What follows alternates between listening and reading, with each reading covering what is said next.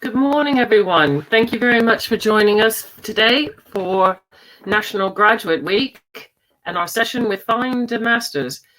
A really exciting session that we've got planned for you today to explore what it means to do a master's degree, what the options are, and some tips and food for thought on how you go about deciding to do one.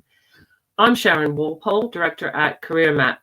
We are running National Graduate Week with lots of sessions to help students, soon to be graduates and graduates, navigate their way in the world postgraduate. What are you going to do? Find a job, go to uni, carry on with your studies, explore different options. So hopefully you'll join us for lots of other ones as well. You can have a look at nationalgraduateweek.co.uk to see what else we've got hosting. Good to see so many of you joining us this morning. Quite a crowd at this hour. Wipe the sleep out of your eyes. And I'd like to introduce you to Mark Bennett. Mark is from FindAMasters and he's head of content. He's got a great session planned for you to help you explore these ideas. Hello, Mark. Hi, Sharon. I'm assuming everyone can hear me. And good morning, definitely. I hope you're all having a good one today. I have so far been on a rainy school run with my 5-year-old, so that's the most exciting thing I've done so far today, and I'm looking forward to talking about this with you. As Sharon says then, you have so many options available to you, all of you, as you think about what you'd like to do next after university, whether that's graduating this year or in the coming years. And I'm here to talk about one specific option, and to hopefully explain to you that it's actually very varied, very diverse. And obviously what I'm here to talk about is the option where in a way you kind of don't leave uni at all. You stay on or possibly go to a different institution and you do a different kind of course. I'm going to assume that you all know a little bit about what postgraduate study involves, but I will kind of give you a bit of a 101, just explaining what the options are available to you, because it's more than just a master's degree. Okay, there's a huge, things get really interesting and varied at postgrad level actually. So if you get nothing else out of this session, hopefully you'll come away with a sense of some of the options you might want to look into or explore. So I'm going to do that. I'm also going to talk a bit about why you might want to do it. And I'm going to be really honest about that. It's not simply a route to a higher salary. There are many, many benefits, but it's not as crude as that. Okay, it can be a route to a higher salary, but we're not just going to focus on that. And finally, I'm going to leave you with a few initial steps for the how. So if you do want to pursue this option, what are the things you need to know, the practicalities, so obviously the cost, the funding options, because it's all a bit different at postgrad. What I will do first of all then is I'll say a little bit about where I'm from. So I'm from a website, talking to you on a website from another website. We are FindAMasters. We've been around since 2004. I wasn't working for them in 2004. I'm not that old. I was actually just finishing uni myself around about then, actually, if my memory serves. But it's been around for a while, and basically we are a tool for comparing different courses. It's one of the things you may already know is there's no UCAS for postgrad. There kind of is. There is a UCAS postgraduate, but not many unis use it. What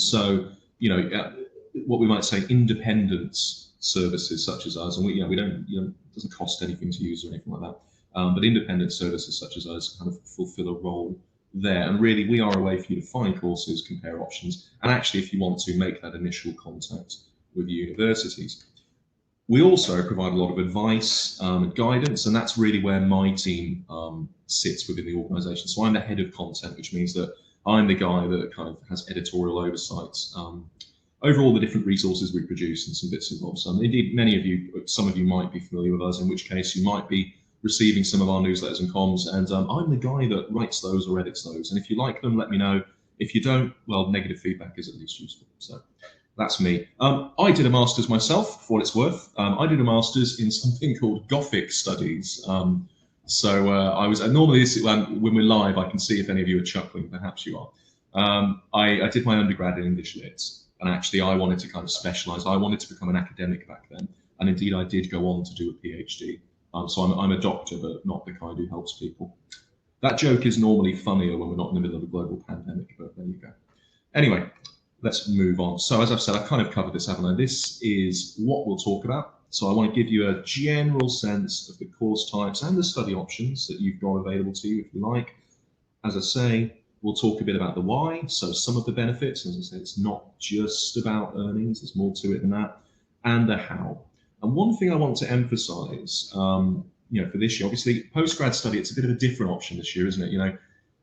I feel there's nothing wrong, and I have lots of conversations with prospective students, many of whom are already, a decent way into their journey when it comes to considering a master's, and that's when they're engaging with us. But many of them say, is it a bad idea just to stay on and do a master's? I'm not sure about, going into the jobs market right now. It's a little bit uncertain, and completely understand that. And they say, is that a silly thing to do? And actually, I don't think so necessarily. I think you've got to have a sense of what you want to get out of the course, and we'll cover that. I don't think it's necessarily a great idea just to sort of sit and spin your wheels, because obviously, it's another year of fees and finance and so on. But there's nothing wrong with thinking about, another year at uni or thereabouts as a potential kind of safe haven for a bit, upskilling, perhaps pivoting, moving into a different potential career pathway, and then in a year's time, hopefully things will look better for all of you guys, and you'll have gained some benefits along the way. And one of the reasons I'm talking about that now is, of course, a lot of master's degrees normally, and even more so now, actually begin in January. So if you're sat here and you've just graduated, like in the last year, and you're thinking, oh, I've kind of missed the boat, you haven't actually. I'll talk a bit more about it, but there are a huge number. There's over 8,000 courses on our site right now that are available for a January start, and there's probably a lot more overall. So let's go into the first bit then. What is postgraduate study? Normally I have a few animations on these, but we're just going to bring everything up at once, okay? So what we're talking about here, just to be really simple, dumb it down at the beginning, we're talking about qualifications designed for university graduates, or, and this is important, people with graduate level skills or experiences. So again, I'm sure a lot of you here are current or recent students, but perhaps some of you, graduated a while ago, or you've been working, or you've tried something out, and you're thinking, about going back and doing what we sometimes call, CPD, or continuing professional development. Postgraduate is good for that too. So it's not just about the next thing that bolts on to a bachelor's degree. It's more about you and the stage you're at. It's whether or not you have those graduate level skills, and it's about building on those. It's about building on what you've done, and potentially, as I say in that second point, bridging the gap to where you want to go. So it's not just another year at uni, it's a route to something, and often it becomes quite a specific route to something, and courses that are designed to get you to quite specific places. I want to just quickly compare it to undergrad as well. Obviously, you'll be familiar with the kind of 3-year bachelor's degree. First thing to think about when we talk about master's degrees is they're shorter, they're usually only 1 year, but they're a lot more condensed. So you do a 1-year master's, it really is a year of study. There are holidays, but you'll be working through them, we'll have essays, and most of the summer you'll spend on your dissertation. But because, as you might expect, a master's degree requires you to learn much more independently, it's actually much more flexible. So even though it is technically harder, and you'll be required to do a lot within that time, how you organize and how you get it done is much more up to you.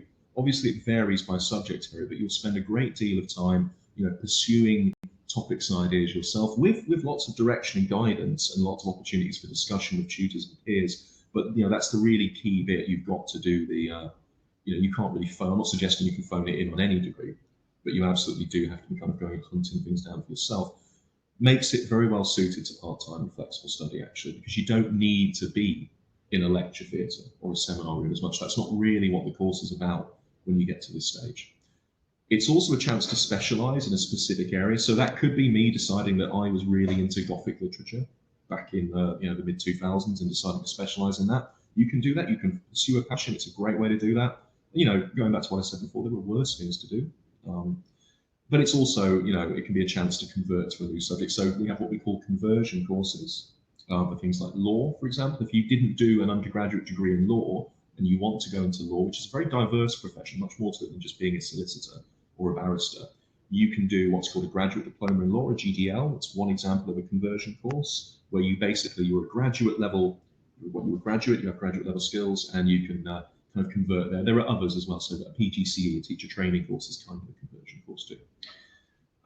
Postgrad's actually often cheaper than undergrad, and we'll come back to that. Not necessarily, but it can be. It can actually cost less, and there's lots and lots of variety. So just to look at this, I'll go through this really quickly. You've got your taught masters, which are MA and MSc. yeah, those kind of are sort of the next level for a BA or BSc. They're quite familiar. You know, I'm not saying it's more of the same, but those are the next step there. You've also got shorter courses at postgraduate. You've got postgraduate certificates and postgrad diplomas. Now these are kind of like bits of a master's. I'm generalizing a bit, but you don't necessarily have to commit to a full master's degree, you know, with 2 semesters of study and a dissertation.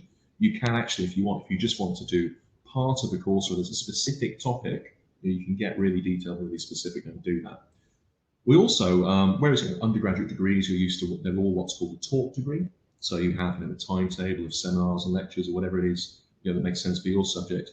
Well, at master's level, we also have what are called research programs. So as I was saying, all master's degrees are much more independent, but a research master's really is, you know, it's almost like a baby PhD in some ways, in that you spend almost all of your time. You'll have some classes, particularly on a Master of Research and MRes, but you'll spend much more of your time working towards one or more, you know, effectively big dissertations or theses. Then you've got your professional qualifications, so PGCEs, you know, postgraduate certificate in education, GDLs, graduate diplomas in law, lots of others as well. These are designed to get you to a specific pathway. They're often one way to qualify for a, you know, an accredited or chartered profession. So as you know, you can't just go and be a teacher. You have to have certain qualifications. PGCE is one way to do that. And obviously also at postgrad, we have what you might call management qualifications. So MBAs, the classic example. These are a bit different. They tend to be designed for experienced professionals rather than fresh graduates, but there are other degrees. There are MSCs in business, or what's called an MIM, a Master's in Management. So if you are interested in moving into business from a different subject area, you may be able to do that actually at postgrad. So then let's think about, that's the kind of options. Why would you want to do postgrad? Well, first up, people with postgraduate qualifications do actually go on to earn. Well, this is where the animations kind of help. I've given you it all there, but I'll talk through it as if it's coming up. That is true, okay, but I want you to take those stats with a pinch of salt. So there's the stats there from the IFS. This literally, actually, the updated version of this came out last week, okay? So, you know, I think the example, the scenario is that by age 35, someone with a master's is earning an extra 5K on average for men and an extra 2.5K for women. Now, that is absolutely scandalous and ridiculous. And unfortunately, I'm not really the person to talk about that in detail, but you know, that is what it is. And hopefully this will improve. The one positive, I suppose, about this is actually it's from data from people who did their undergraduate degrees in kind of the 2000s. So I'd like to think when they refresh this data, it gets better, but there we go. It is there. But anyway, as I say, it's not as simple as that, because these people that they're looking at, well, when you compare those two, so when you account for, you know, demographic differences and prior attainment at undergraduate level, okay, actually the master's doesn't make as much difference, because the kind of people historically that have gone on to do a master's tend to be the kind that do quite well even if they don't do a master's, if that makes sense. So please don't come away from this thinking, oh yeah, I'll be earning X more if I do it. It's not as simple as that. What I would say is it's not the master's, it's not just having one that makes the difference, okay? It's what it potentially opens the door to. So let's have a little think about some examples here, and perhaps some of these will, you know, resonate with you. So here are some of the ways a master's might benefit you. I'm just going to have a quick slug of my coffee. So here's a really obvious one. You might want to qualify for a desired career. I'll say desired first. So teacher training is a great example. I love this. My wife's a teacher, so I know a lot about, you know, her particular route and so on. If you want to become a teacher, one of the simplest ways to do that is through postgraduate study through a PGCE. And the average PGCE graduate at age 35 earns 38,100 for men. And again, scandalously, historic data, it's lower for women. So that's one thing. Now, that is not necessarily the highest salary one can get to at that point. However, I think we'd agree it's not bad. It's better than many other professions. And the key thing about teaching, and it's true for other postgraduate career paths actually, is that it's quite a secure career.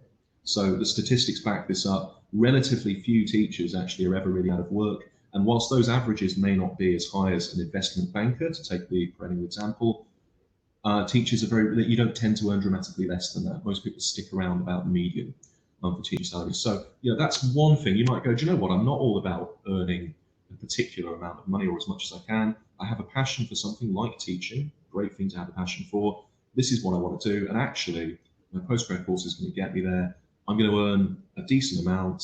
It's a good profession to be in, it's meaningful to me, and actually I can expect pretty good job security out of that. So that's one reason to do a master's, okay? Well, I'm saying a master's, but a postgraduate course. Here's another one. So a master's can also help you pivot to a different career pathway. It is true that on the whole, when you don't sort of, go into the data in detail and you just look at it very crudely, that some subjects, including my own, English Lit, don't earn as much as others. So, what you might want to do, perhaps if you are thinking about earnings, is use postgraduate study to pivot or transition into a subject area that has perhaps slightly more attractive earnings or career potential according to what you're particularly interested in. It's not as simple as just saying, oh, now I'm suddenly going to bin my English Lit degree though. Well, the example I'm giving here, I would say generally, again, if I was in a room with you all, I'd be getting you to put your hands up and say, oh, this is what my subject area is on. We'd have, we could chat about it. It'd be interesting. But on web, really, you've just got me talking. So, I would say English Lit teaches you a bunch of things such as communication. Okay, so verbal communication, the ability to present an argument in detail to convince someone of your point of view. These are all very useful skills. They're useful in professions like marketing. I work in marketing. That's what I do. I'm a head of content. Content is marketing. And I have a background of 3 different English Lit degrees, and I use those skills every day. Now, I got there through the kind of, the experience pathway. It's taken a while. A different version of me might actually have gone and done a master's or perhaps a shorter postgrad course in something like marketing. And there are very specialized courses. It could just be marketing, or it could be digital marketing. It could even be content marketing. You can probably pretty much do a postgrad course somewhere in literally what I do for my job. So if my job sounds interesting, you could go and have it, or get it at least, but preferably somewhere else, because I like doing mine. But yeah, look, my point here really is that, there are ways not to bin your existing skills, but to kind of hone them and fine tune them and point them at something. And a master's can be one way to do that. You could also actually, if you're already in a subject area, and the classic examples are business, economics, and law, these always do, fairly well. Actually, here there is a benefit to a master's. The IFS research suggests that if you double down and you get another qualification in that field, again, perhaps to specialize, to stand out a little bit in the jobs market, then there's a potential earnings benefit of around about 10%. So there you go. There are also transferable skills that you'll get from any master's. All I will say, I'm not going to spend too much time here because I've got a lot of other things I want to cover for you, but these are true. You have to just take my word for it. A master's will absolutely challenge you to do these things and teach you to do ththese things, okay? The key thing, actually, if you want a bit of an extra tip from me, is learning to articulate them to employers. That's kind of a different talk, but it's not enough just to say, I did a master's, I got a distinction, I wrote about this. You need to say, well, when I did that, I used these skills, I overcame this challenge. This is what actually, you've got to translate it into terms they understand, and that's kind of a different sort of thing, but there you go. So there, a little bit on the benefits, and obviously that will, benefits will depend upon what you particularly want to do and what appeals to you. Talking finally then about the kind of the practicalities, if this is something you've decided you do want to explore, maybe just a bit of curiosity, or if you really do actually go, yep, this is what I'm going to do. I'm going to get a January course. I'm going to hunker down, I'm going to get some skills and so on. Here are the kind of next steps you need to take. Let's talk about fees first of all. They work very differently to undergrad, okay? They're not capped. There's a cap on undergraduate fees. I know they're very high, but universities can't charge them. They all charge the maximum. In principle, they could charge less for what it's worth. It's just that none of them really do. But that's a different talk as well, isn't it? At master's level, they can essentially charge what they want. And yes, that means they will more or less charge what the market, and I'd be doing scare quotes here, what the market can bear. What that sometimes means is that they can be cheaper than undergrad, or they can be higher, and there's a huge amount of variation. If any of you are international students, so non-UK, and indeed, in the near future, non-EU or EU students, your fees will be higher. That's the same as undergrad. And I would say the cost of the masters, just look at this, broadly reflects how much it costs to teach. So, a kind of classroom-based MA, the sort of thing I did, it was cheaper when I did it. Unfortunately, things do go up with inflation, but that's the average actually. That's 7,900 odd, which is obviously cheaper than a bachelor's. More expensive for a lab-based course because it's more expensive to teach in terms of the consumables and the facilities, but still on average actually cheaper than an undergrad. Research courses are cheaper because again, you don't require as much input. You do kind of sort yourself out for a lot of it. You get a lot from the uni in terms of access to their resources and facilities and supervision, but you're not requiring constant sort of teaching and so on. And business courses just cost a lot. We can park that one. They are expensive. They can be an awful lot more than that. So when the thing to do really is to look at different courses. If you are thinking about this, if you look at, say, a master's in marketing at one uni and you see it costs X, don't assume that that's what it costs everywhere. It isn't. Okay, you can shop around. There are benefits perhaps to there being a bit of a market here, and that some institutions may charge less for what is functionally actually a course that's just as good. That's really a decision that you guys need to make, and obviously the resources we have on our site are designed to help you do that. And indeed, you can always get in touch with me afterwards and ask me questions. I'm in this job to kind of try and help people like you, and I do like doing it if I can. So I do answer email. Anyway, funding. So there's another student loan. I know we all love student loans, but there is now one for master's degrees. They introduced it in 2016. That's actually snipped from our site. So I'll give you some bits and bobs from that in a bit. But essentially there, you've got the key details. Won't spend too much time on there, actually. I'll move over to the things that are a little bit different, because I'm assuming you're probably familiar with undergraduate student loans. So let's look at the similarities and differences. So the same, it's a loan again. Okay, so it's the student loans company again, Student Finance England. There are slightly different systems in different parts of the UK, and I'll show you a kind of diagram of those in a moment. It's available to more or less all students in all subjects. So again, like undergrad, it's very general. And it's income-linked repayments. The settings are slightly different. So you repay your master's loan a bit sooner. It's on income over 21,000, but you repay a smaller proportion. So you only repay 6%, not 9%. Again, it's worth doing the maths on this, actually. But those are the similarities. There are some really important differences, though. So if your undergrad loan, you will know that you borrow up to the amount of your fees, and that goes straight to the uni. Yeah. So if your fees are 9,250 a year, as they generally are, you borrow that amount from the student loans company. You never touch any of that money. It goes to the university. They pay themselves with. For postgrad, the amount you borrow has nothing to do with fees. Actually, it's an arbitrary amount. It's currently £11,222 in England, slightly different in other parts of the UK. And the loan you apply for will depend on where you're domiciled. It's the same as undergrad, effectively. So if you're from, I'm generalising, if you're from Wales, you get a Welsh postgraduate loan. If you've got questions about that, by the way, really happy to answer those, but I won't go into too much detail there. Anyway, so £11,222, which is not the cost of the master's. If you can find a master's degree that costs exactly that, you win a prize. No one has yet done that, but I'll come up with a good prize if you do. The money is paid directly to you, so you've got a budget with it, and you've got to use that for your fees, and you've got to use that for your living costs. Okay, there is no extra living cost loan. And the money isn't means tested. Slight differences, as I say, there for Scotland and Wales, but basically, it's just what it is. They call it a contribution to costs. It's the 11,222 for Student Finance England, and you've got to use that. In reality, it won't pay for all of your course, even if your fees are only about 7,000 or so, as they were for one of the examples earlier. You've still got to find, you've got to cover living costs for a year out of maybe 4,000.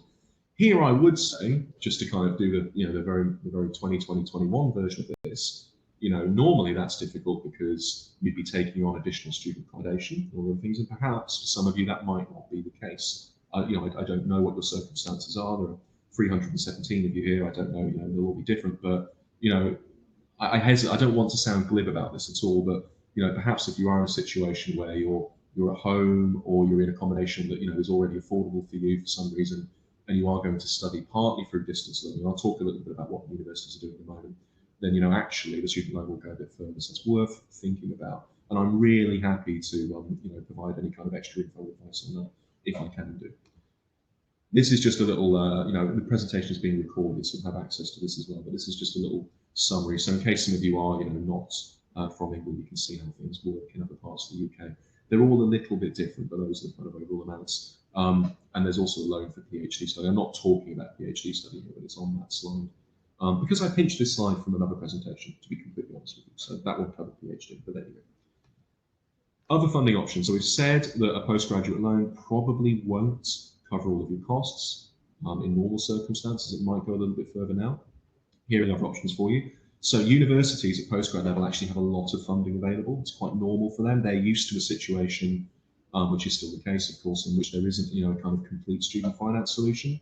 So many of them will provide more support at postgrad actually than they do at undergrad.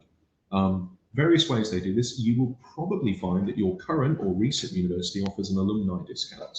Okay, so that means that if you as a graduate of theirs, they might actually knock anything between 10 and 20% off their postgrad fees, which can make a big difference, hundreds of pounds.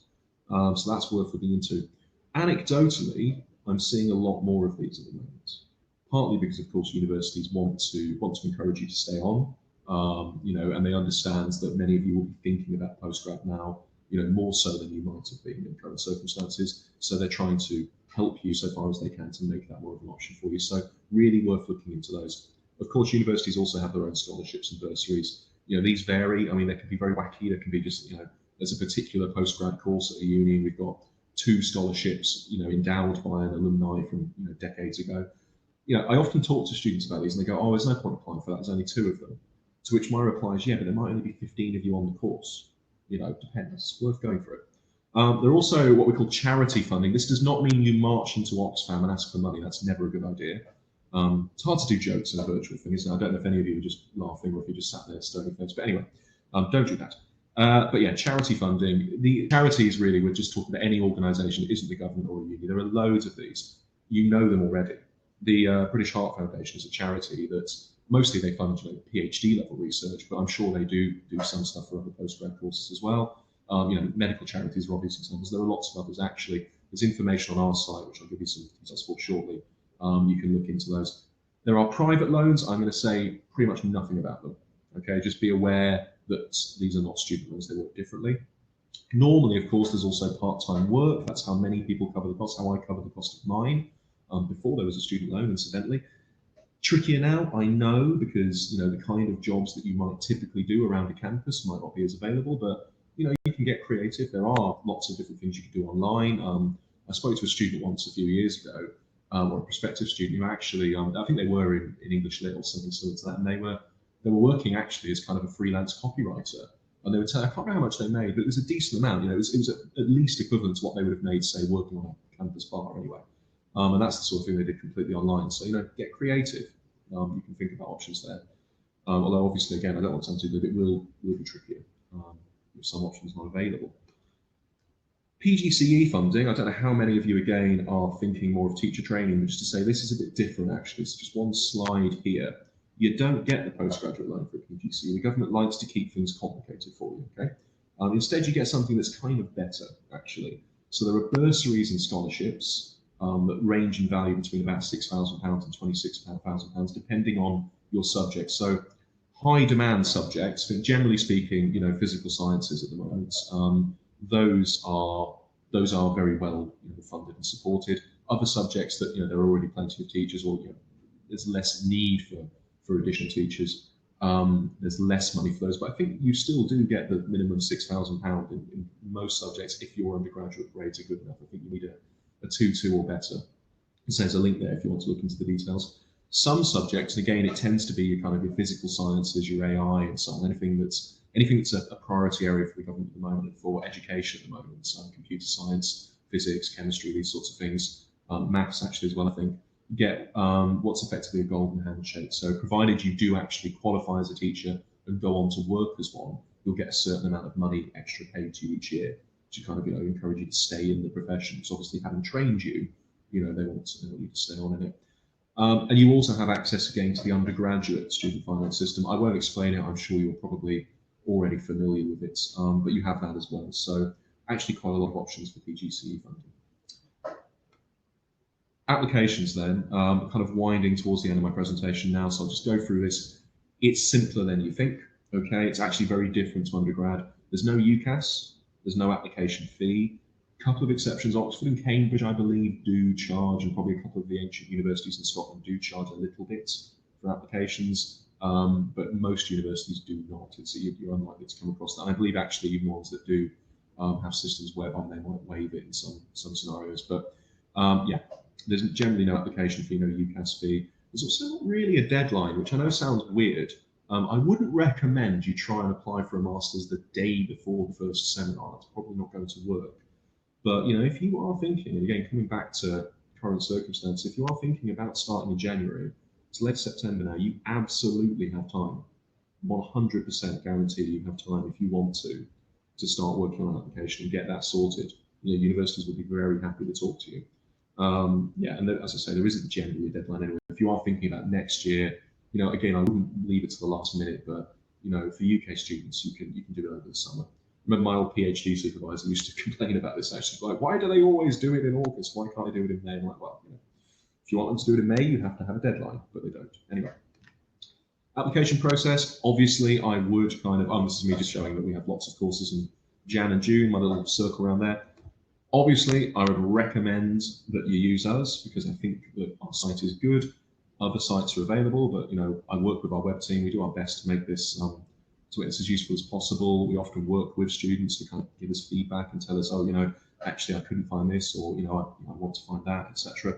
And again, we welcome any of your feedback as well. Please just let us know if it's not what you're looking for. Then we want to make it better. But anyway, you can search on our site. You can filter by discipline. You can filter by location if there's a particular place you want to study or a particular uni. You can start looking at all those course types I was talking about earlier, etc., etc. Different study types, part-time, full-time, and you can toggle last one there. If you want to look for courses with a January start, you can do that too. Here's what a course description looks like. I appreciate that text is probably quite small, but here you'll find all the key details. So is it full-time or part-time? What kind of key topics does it cover? What are the fees? What modules are there? So if you go down, it will talk through the the different modules that are available on that course. And it's very small. But if you see something in the bottom right there, one of the things we've done actually, I will come on to this in a moment, is we've provided links to all of the universities' coronavirus advice, for their postgrad programs. So it's one way if you do want to kind of get a sense of, oh, how is this course going to run, or what are the plans in place if there are issues, etc. You should be able to find that as well. So yeah, the next thing after that, once you've found a course, and I would spend some time comparing them because they're all really different, right down to how much they cost and all the specialised. You can have a master's in English Lit, and another master's in English Lit, and they could cover totally different things. It's one of the cool things about postgrad, really, but it does mean you have to spend a bit of time looking at the details. You can contact the uni then. You can do this by simply going to their website, finding the right email address, working out if it's the right person, and emailing them. The risk with that is that sometimes it won't be the right email address, or it will go to the wrong inbox, or they won't have updated things.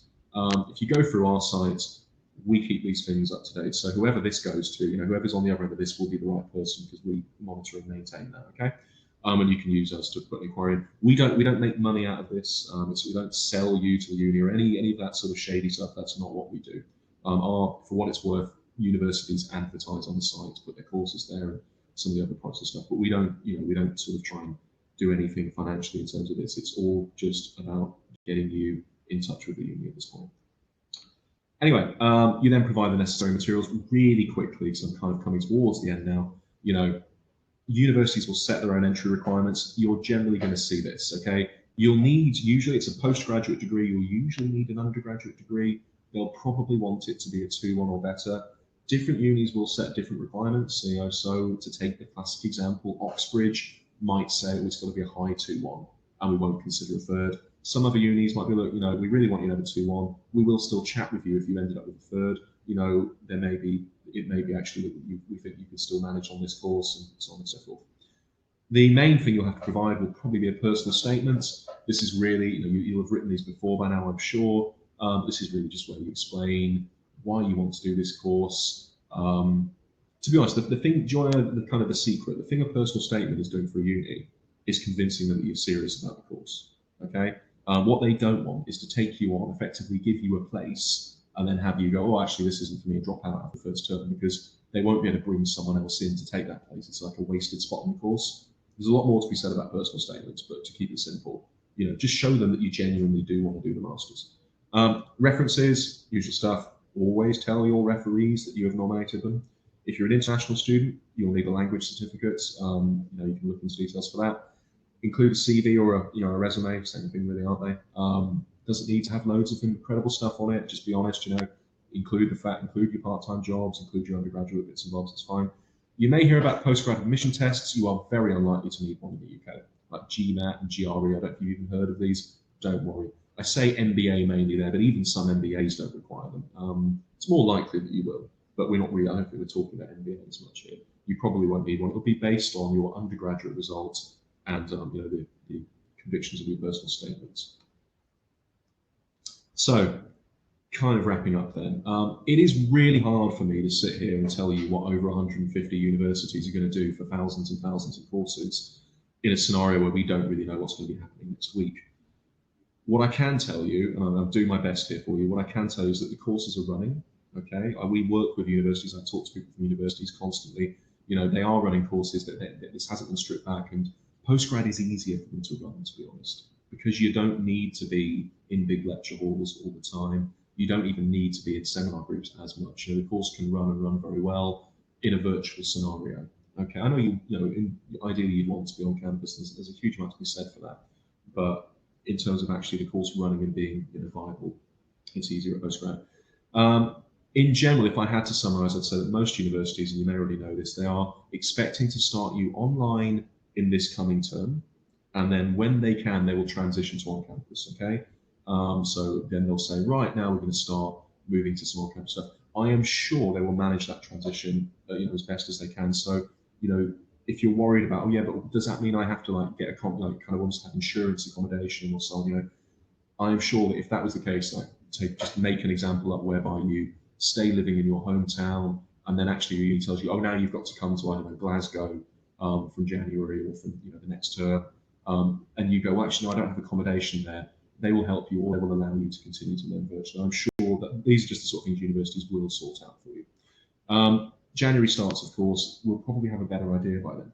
Okay, so if you are interested, you can explore this process now, and information will start to kind of coalesce. And as I said earlier, master study is already very flexible. Of course, there are some exceptions. There are some courses where you do need to be in a lab, and so on. And there's only so much universities can do to get around that. They will do their best. They've had a bit of time to work on it now, but generally speaking, you'd be surprised how flexible a master's can be. Further information then from us, just a few links. So look, you can pop over to our website, FindAMasters.com. I've talked about that. We have a Facebook, which is a good place to ask us questions. If you want to, you can get in touch with us. It's my team that handles that. Happy to kind of, if you go, oh, I want to find your resource for X, or I've got a question about this, go for it. Another thing you can do actually, if you want to quickly write this down, I'll pop it in the chat afterwards as well. You can email me. My email address is editor@FindAMasters.com, and I answer my email. So if you email me, I promise you, it won't necessarily be straight away, but I will answer your question and try to help you.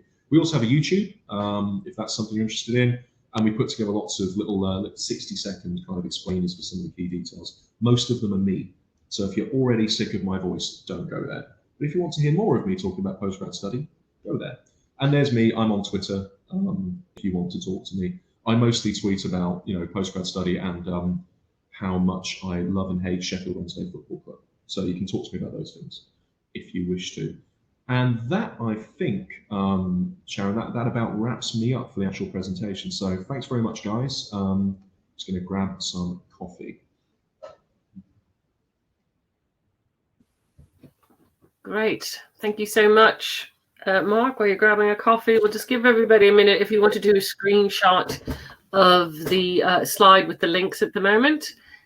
We are recording this session, as Mark said, and it will be available on careermap.co.uk/careermap live. If you scroll down the chat, it's in there. You can open another tab. These will probably get up till next week because we're super busy, but you can watch it again. Also, any of the links or anything in the chat that you find interesting, click on them now and open your tab, or also do a screenshot, because although the session's being recorded, the actual chat box won't be. So, Mark, shall we stop the presentation and let them see our beautiful faces? So I'm just pressing my video on. How do I stop the? I've got my slides. There's a stop thing somewhere. Stop slide presentation. Perfect. Hello, this is me. No, you see, we're real people here. I'm in my kitchen. It's a freezer, by the way. We've got some interesting questions I thought we'd canter through, and then see if any more come through as we're speaking. Sometimes I find that when we do start talking about a topic, people will comment in the chat box, so keep an eye in the corner of your eye there. One of the first ones that we had through, though, was when you're doing a master's degree, will you have time to effectively do it with a part-time job, or should you focus primarily on your degree work? So that's a really good question. I had a part-time job during my masters. It will depend on course. So mine was a humanities masters, which means it was very, very flexible. So I could basically, I had a lot to read, a lot to think about, a lot to make notes on, but I could kind of decide when I wanted to do that. I didn't have a huge amount of contact time. So that was possible, doing a full-time masters with a part-time job. So yes, absolutely. My advice there really would be to, well, first of all, look at the info for the course you want to do and go, how many contact hours do I have? And then actually, universities will often say, we expect you to do X hours of independent study. If they don't, that's a really good question for the admissions tutor. You can say, how many hours a week do students typically have to work for this course? Will I be able to manage a part-time job? I would say generally yes, but always check. And Paige was asking, can I do a master's unrelated to my degree? Yes, you can. Yeah, I mean, it does depend. I mean, so again, with my English Lit masters, my English Lit undergrad, if I'd tried to apply for a master's in physics, I might have struggled. There might have been, well, you don't know anything about physics, but certainly there are there's lots of flexibility. So yeah, broadly speaking, yes. And it'll depend what you want to do. Some master's degrees actually are designed really specifically for people who don't have any background. So, there are, having, made the physics example, there are computer science degrees that are designed for people who literally don't know how to code yet at master's level. They'll be very intense. They probably have a lot of preparatory stuff at the beginning, and they'll probably look into, again, they might be thinking about your personal statement and your background a little bit more there, but they won't necessarily require you to have a computer science undergrad degree. So yes, definitely, but that was something the university will be able to advise on specifically. Well, it's really interesting that you should say that and pick on computer science specifically, because the same lady, Paige, also said she's doing computer science right now and she hates it. Oh, okay. Yeah, I tried. I tried to learn to code, Paige, at one point. I thought I could do JavaScript for a bit, and then my web team were like, "Mark, just stick to writing. It's fun." But anyway, yeah, well, you can go the other way too, certainly. And I would imagine actually with a computer science degree, even if you do hate it, you've probably got some good kind of quantitative reasoning, numeracy skills, and so on, and those general skills you'll get from a degree, and you probably can move into other areas. I imagine, I'm not an expert in that field, but I would imagine some of the other more theoretical sciences would be available to you. I don't see any reason why you wouldn't be able to move into the humanities, or indeed into things like marketing and so on as well. And you might find actually that the skills you've got are very useful there. You could be like me, but actually know how to code, which would be useful. Yeah, I would say the exact same thing, and it kind of reflects some of the other topics. For instance, we had the Office for Students on yesterday who were talking about conversion courses in AI and data science is sort of the other way. But generally speaking, the vibe across all of our postgraduate is that tech is going to be the part of almost every other job. Now, you may not want to be a programmer, you may not want to be a data scientist, but like you said, and in my experience, having a knowledge of tech, even if I'm not doing the coding end, means I can have more intelligent conversations and I know what's going on with my job. So I think, but it's always worth having that discussion with whoever you're looking at, which takes us on to our next question, because Marcus asked, I want to swap unis to do my master's, but do I have to stay where I did my BSc? No, not at all. No, it's quite common, really. I mean, it's another one of those kind of classic questions, really. Is it better to stay at your current uni or move? I mean, it really depends on the scenario. I moved because the course I wanted to do was elsewhere. So the simple answer is you can absolutely move. You don't have to stay. You might benefit from a fee discount if you do. So what I would advise you do is, look at the field you want to do. Look at what your current uni offers. Don't completely, even if you haven't had a particularly great time there, do look and see what that's going to cost, and then compare that with some others. But yeah, you can absolutely move. Many people. Right. Easier to do now as it's online as well. You don't have to relocate. Tamsin asks, why are MBAs so expensive? Oh, you have to ask the people that administer MBAs. They are expensive for a couple of reasons. The cynic in me would say they're expensive because they can be, because the people that do them can generally afford to pay that amount. They often get employer sponsorship to do so, actually. So I've got a friend who's very senior in a web company, actually. It's BT. and a smaller web company, and they are sponsoring him to do an MBA, and they're paying some of his fees. The other reason is that the people that teach on MBAs tend to be very, very in demand. They are kind of rock star faculty, and indeed, business leaders and so on. Their time is expensive. But yes, they are very expensive. I mean, like 18,000. I mean, if you just go to like a top business school like Said Business School in Oxford, I think it could be north of 40,000-50,000 a year, which is out of my price range at the minute. So no MBAs for me at the moment. Absolutely.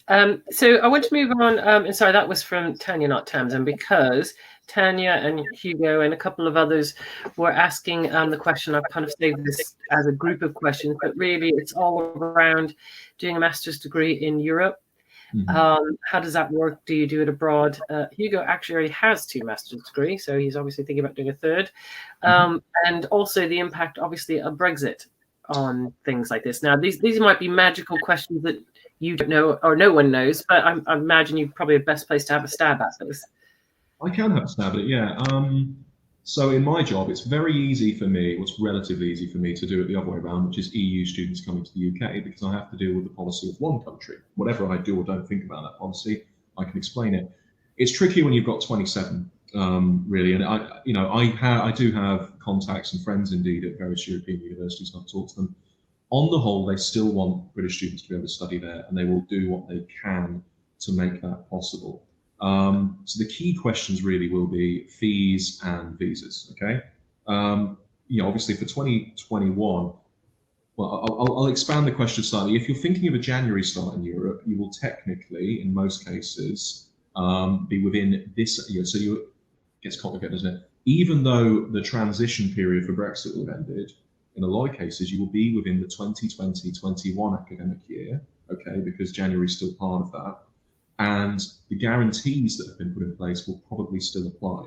Absolutely check all of this with the prospective university, but you can be a little bit confident there. So you may find that for January starts, you benefit from lower fees or indeed non-existent fees. A lot of European universities don't charge tuition fees whatsoever, and so on and so forth.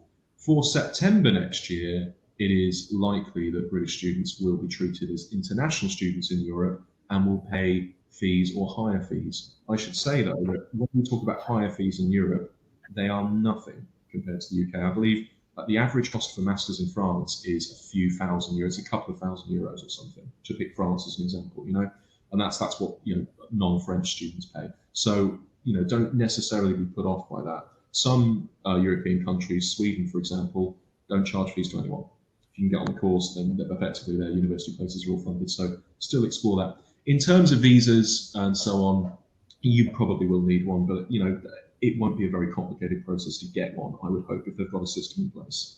It will be visa complications happen with where there are concerns about people's language skills, and that won't be an issue for masters in Europe because most of them are English taught. And various other factors like that. Those issues just won't really be in place, I think, for British students going to the continent. So I should say again, we'll be trying to do our best to stay on top of it. Explain. There is a bit of a guide on our site where we did actually go around 27 different ministries of education with varying levels of English language websites. Estonia was fun. I don't speak Estonian, and I'm trying to explain what they're doing, so you can check that. We're trying to keep that up to date. But yeah, that was interesting that you brought up the language. Just anecdotally, an American lady I knew did her master's in Amsterdam. And the students were from all around Europe, and the common language was English. So if you don't have a second language that could cope with doing a master's in that language, you might not be at the level. It is worth checking that, but I'm guessing that most masters are in Europe anyway will probably be that way.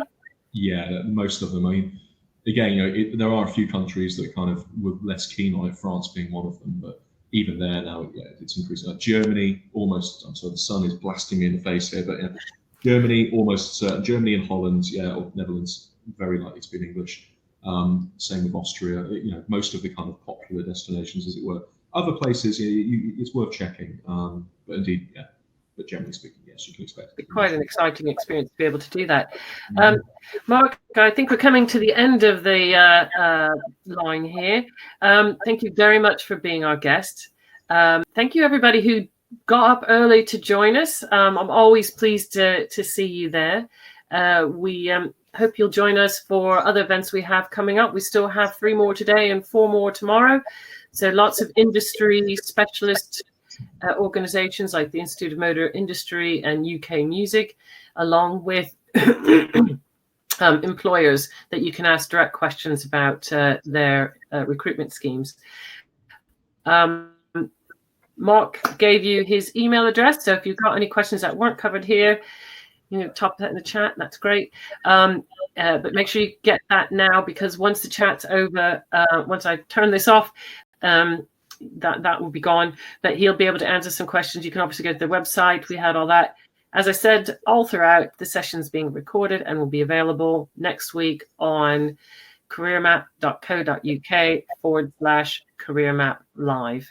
I'll say thank you again and a farewell. You say your farewell there, Mark. And we're going to end the session now. Take care, everyone. Bye. Goodbye.